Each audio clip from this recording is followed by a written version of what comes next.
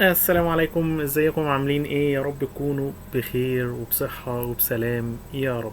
درس النهاردة من برنامج اتعلم كمبيوتر، ازاي تعرف المساحة اللي باقية عندك في الهارد قد ايه، او المساحة الفاضية قد ايه والمستخدمة قد ايه لكل بارتيشن.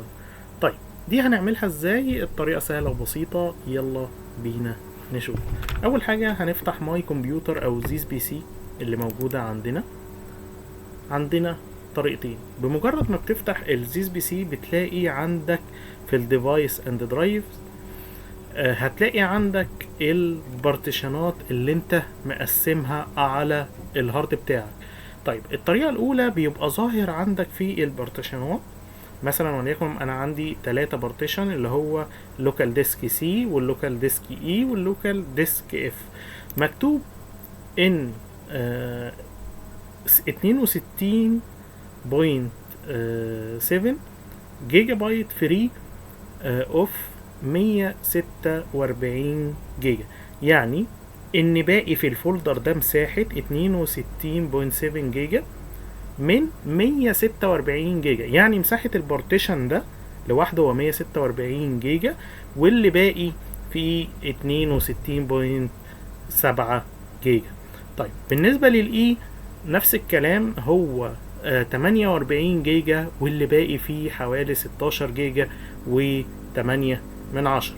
نفس الكلام في الاف، لو احنا جينا بصينا هنا هو بيقول لي هنا ان حجمه هو 102 جيجا واللي باقي فيه 30 جيجا. طب لو انت مش ظاهر عندك، كان ان في بعض اصدارات الويندوز بتبقى مخفي منها المساحة بتاعة الديسك او الهارد، سهلة جدا ممكن ان انت تعرفها لو وقفت على كل واحد كليك يمين، يعني دوست بالماوس كده عليه يمين، دوست على بروبرتيز، هيجيب لك اليوزد سبيس والفري سبيس بدل ما تقعد تحسب انت كل واحدة لوحديها.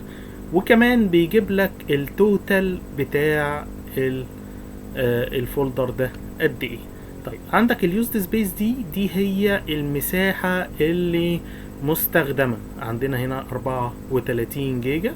طيب، الفري سبيس عندي هنا بيقول لي ان الفري سبيس او المساحة المتاحة عندي هي 16 جيجا بوينت 8. طيب، الكباسيتي كلها قد ايه بتاعة الهارد؟ 48 جيجا بوينت 8 بتاعة، عذرا مش الهارد، بتاعة الفولدر اللي انا مختاره اللي هو الاي.